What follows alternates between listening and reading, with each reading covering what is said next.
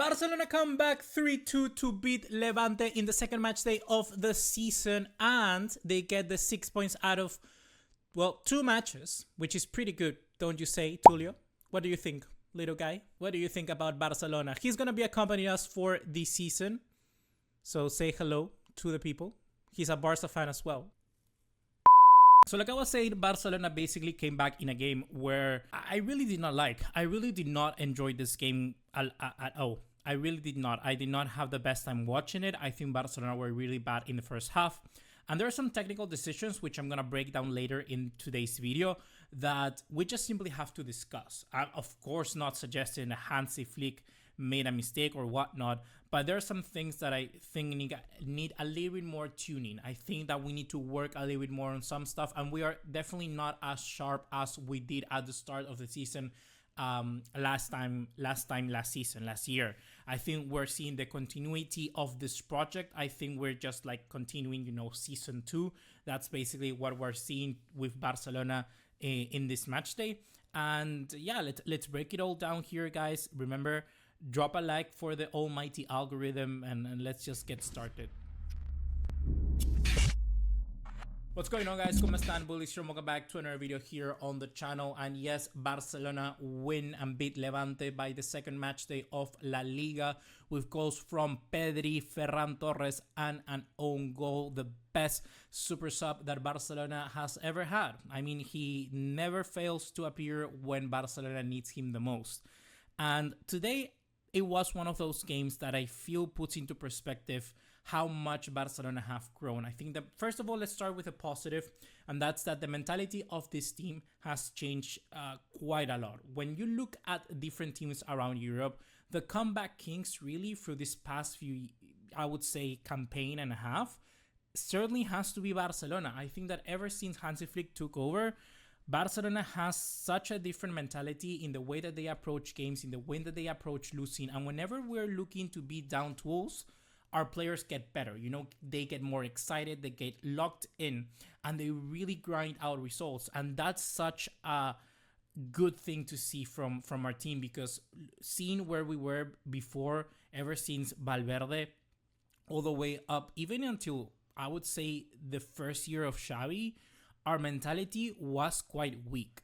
And so far, whenever we are losing, I have the faith that this team can come back. Like, even we are losing 2-0, I am like, you know what, we can pull this out. We can pull this out. We have the players to do so. We have the bench to do so. We have superstars in this team. And more importantly, players that know what they're worth and know how to play for this batch. So I have no problems whenever we are 2-0 down. I believe in this team, and I think most importantly, the players believe in themselves. So that's really, really important to see and really, really vital. Let's start right away with the lineup that Hansi Flick put out in this game, because I think it's very important to analyze what choices he made to begin with. For a start, if you take a look, this is the way that Barcelona line up. They went with Joan Garcia in the goalkeeper position. They went with a back four, of course, of Alejandro Valde, Pau Cubarsí, Ronald Araujo, and Eric Garcia. It's surprising to keep seeing Eric Garcia start in front of Jules Koundé. It seems that so far Eric Garcia is the starter over Koundé, and it's going to be interesting to see how Koundé responds to being on the bench. Of course, Eric Garcia is still putting good performances. I think we all know that Koundé is a better player than Garcia. I think that Eric even knows that himself. I think Jules knows. I think Hansi Flick knows. But that's the crucial thing about having a good settled squad, that you can rotate, that you're going to have healthy competition. So I am all for it. Then we have Pedri, who was, of course, the man of the match for me. What was your man of the match? Let me know in the comments down below. I think that Pedri, of course, was the guy. BARCA'S came in the CDM position, and I think that he basically came in because we had this such attacking front four of Rafinha in the middle, Rashford on the left, Lamine Yamal on the right, and Ferran Torres as the striker.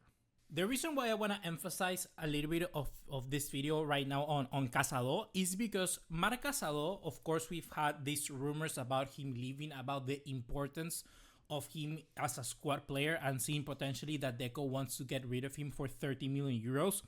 And Hansi Flick, with this selection and putting him in the starting 11, is basically saying, you know what, I want him in the team. I really vouch for him. He's really important. 30 million euros. You know what? I'm going to stick him right in there. I'm going to give him this opportunity so that Cazador can demonstrate exactly what and why he belongs for Barcelona. And I gotta be honest, I don't think that Cazador really took that opportunity. I think he didn't have the best time in the game in this match. But to be honest, also it could be down to the front four that I just mentioned. I think that Hansi Flick decided to try out this front four because he knew that Levante was going to be very, very defensive. I mean, Levante started with a lineup of the following. They went with a back five, and then they went with a line of four. That's as defensive as you can get, really. Like, if you wanted to go with a 5-5-0, you can surely go with it. But most of the time, that's basically what Levante played with. And I think that Hansi Flick decided to just go with this and try to see how Rafinha operates in the number 10 position. He wanted to see how this lineup would play out. Frankie de Jong, I think, was a very big miss, and we're going to talk more about later in this video about this particular miss. But you could see that Rafinha, Yamal, and Rashford, those three particularly, something was missing. I think one more player in that area was missing that could really change the tempo of the game. Someone that can get the ball, just press pause, think a little bit, and say, okay, where are we moving? Because a lot of the time, Marcus Rashford, what he wants to do is get the ball and, blast on the wing. Blast on the wing, beat a man, and try to make something happen. But most of the time, because of the narrow spaces, he would end up just passing into Alejandro Valde that was inverting through the middle. The same with Lamine Yamal, but in this opportunity, it was Lamine Yamal sort of cutting inside and Eric Garcia overlapping through the back of him, or it was just Rafinha dropping in very much in deep. And something that I did not like from Rafinha at the start of the game was that he traveled with the ball quite a lot. When you want to open up this tight, packed defenses, you need someone that encourages passing, someone that encourages quick passing so that the defenders open up and those spaces start to trickle. Maybe somebody else like a Dani Olmo would have been perfect for this position, or maybe even I could have gone as far as saying that why not play Pedri there or Gavi as well. I think that as soon as the second half came around where Gavi came in, I think the team looked much, much better. Cazador coming out, I think, was the right decision, and the same with Dani Olmo coming in. These two players, with the touches and the control that they have in the midfield, just gave Barcelona that breathing room, that space to connect more passes, to link up play in a much better way than we were doing in the first place. Rafinha is such a good player, but in a team like this where we don't have that tempo, we don't have that pause, I don't know if Rafinha can do that. I think Rafinha is much more of a fast sort of thinking player. He's very emotional, very fiery. And I think that we were lacking that. I think that's where someone like a Frankie de Jong, with the little turn that he always does, the whoop, and he always moves to do a 180. I think that's what we were missing. The Frankie de Jong that always takes that extra touch and always is looking around to find the perfect pass. I think that is what we were lacking. Frankie de Jong would have been such an instrumental piece here, and he wasn't, because of a very good reason. His second child was being born, so he of course was missing a lot of training sessions. He wasn't even called up. Hansi Flick, I think, took pity on him or whatnot, and I think it's okay, Sure, the right decision to do. Sometimes life is more important than just football, and I understand that. I think that we suffer because of that decision, and I think that it's clear to see how important Frankie de Jong is to this team. I think you can clearly see that he's very important to the build-up play of this team, and I think that once we try this formation with the 4 attackers, but with Frank de Jong in there, or maybe even with Lewandowski as the striker, things could change. But we have to wait and see how this develops. Let's return to the game. Before we move to the second half, there are 4 players that I quickly want to mention and highlight. The first of them is none other than Marc Cazador. I already talked a little bit about him earlier in the video, but I gotta say that he had a tremendous run to win the ball back when the Levante player was one-on-one with Joan Garcia, and he was impeccable. Like, Marc Cazador defensively in this area of the game, I think he's so impressive. And I think that similarly to what Flick was thinking when he put him and slot him into this team, he's the only other midfielder, I think, alongside Frank de Jong, that can give you that work rate defensively, at least in some instances. And he's even better than de Jong at doing that. I think he's the only proper CDM that we have in the team. And that's a position where we really shouldn't let him go. I mean, we're taking a look at Gavi, Pedri, Frankie, Casado, and Bernal. Those are all players that can play in those positions. But the only one that has that mobility is Marquitos. So we have to keep him. The next player that I want to talk about is Pau Cubarsí. I think that Pau Cubarsí today didn't have the best of games. I think that Pau Cubarsí not only plays better on that right center back position, but also he's better when he also is better when he's sort of the stopper. He's also the one leaving the defensive line a lot further away from the goalkeeper. I think he likes to pressure the front attacker. I think he likes to pressure the center forward. I think he likes to win the ball back very high up. And that normally is what Araujo also really likes to do.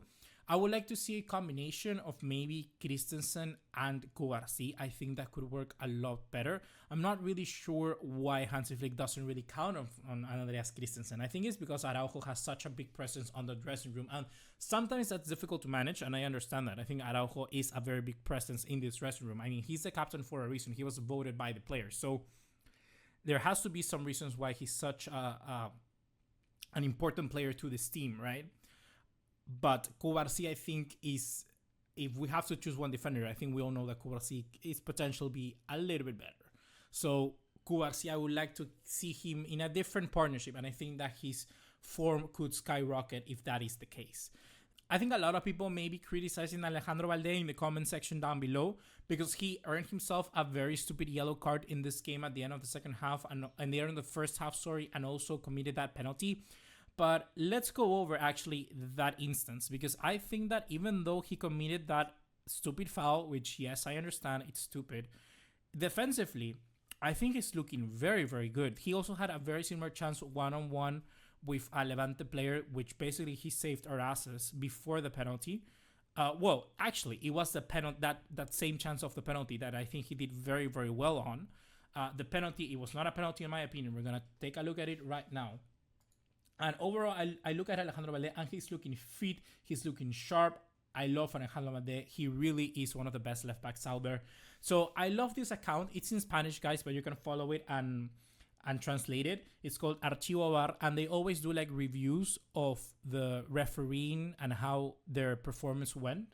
So basically, this is what they agreed on this chance on Valde. So basically, he says, mixed up between VAR and Hernandez in the Levante Barcelona match. Valde, with his hand close to his body and in the process of pulling it back, deflects the ball into the penalty area. It is not a penalty. Rule number 3 refers to a hand clearly extended and away from the body. This is not a hand clearly away from the body, guys. You can see clearly that Alejandro Valde is not extending his hand. I guess you could say that he's sort of hitting him in this side of the hand, in this part, you know, on his forearm. You could say that he's hitting him here, but I mean, you have to twist somehow. It's impossible to just make that movement so quickly. So for me, this is clearly not a penalty. The last player that I wanted to talk about before to the second half, before our comeback, is Marcus Rashford. Marcus Rashford, I think, with this front four position, with this front four attacking force, really wasn't the best. I'm a little bit nervous of the start of Marcus Rashford with Barcelona so far. I'm not the biggest fan of his two performances with Levante and at the start with Mallorca. I don't think that particularly he has had the best, let's say, minutes. He hasn't been given the best of minutes because against Mallorca, he entered the field when the game was already dead. And this time around against a Levante team that were basically defending with 10 people in their own box. So it's very difficult to analyze Marcus Rashford for these just two appearances so far. But I'm a little bit worried. I'm a little bit worried that he might not get enough minutes to get the rhythm flowing. I think Marcus Rashford needs a consistent run of games to get firing, and I do not know whether he's gonna get that, because whenever the opportunity arises, you know, for something like this where we need to change players, it's always gonna be him coming off. because he's so further down in the pecking order. You know, it's Rafinha first, Lamine second, maybe. Ferran Torres is there as well.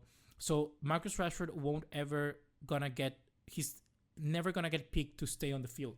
It's always gonna be Dani Olmo coming in and him coming out. So that's a little bit worrying for him. But I think that so far, I mean, in terms of the transfer business that we made, is very good. But I just want to see Marcus Rashford play against one of the big teams. I think that's where Rashford will really, really shine against a Madrid, against an Atletico, in the Champions League. I think that Rashford can really work his socks off to get those opportunities for the big games.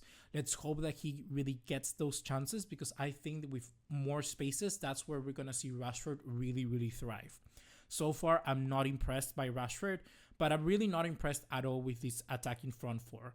I think that Dani Olmo, Gavi is a must when it comes to the midfield.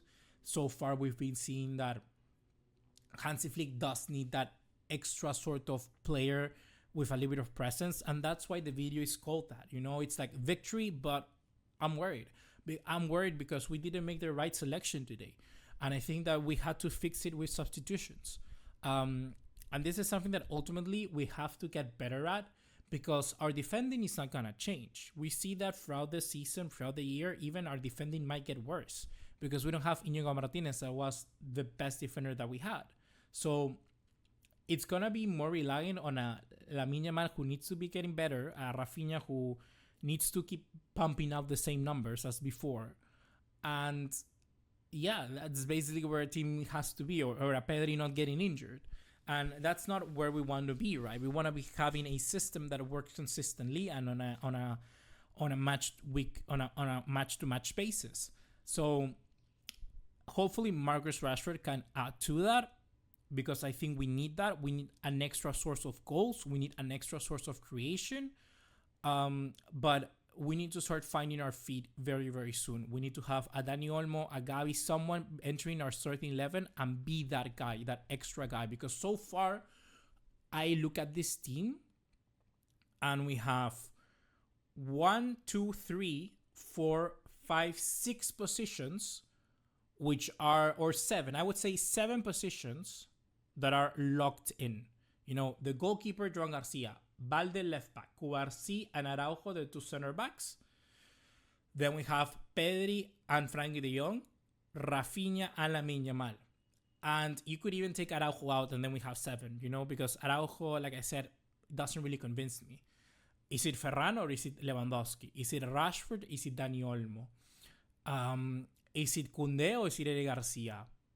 We have these questions, and I always say it. When you name a team on the top of your head, you need to know the starting 11 by heart. That's what makes a team good, in my opinion, when you know the consistent team that they're going to play with. And right now for Barcelona, I do not see it. So, guys, let me know in the comments down below, what did you think of this game? Were you fans of the way that Barcelona came back in this game? Did you enjoy it? I did not. I did not enjoy the game whatsoever. I think the first half was very, very bad. And those 7 minutes, really, actually not 7 minutes, those 3 minutes were good enough to come back. But after that, I was being left wanting for more. So let me know in the comments down below, what do you think of the game? What do you think of this Barcelona side? And how are you feeling about this season? How are you feeling about the start? And particularly, I want to know your thoughts on Marcus Rashford. I'll try to make a video maybe of Rashford if he doesn't continue improving, but let's wait and see. So that's going to be it for me right now, guys. See you in the next one. Take care. Ciao, ciao.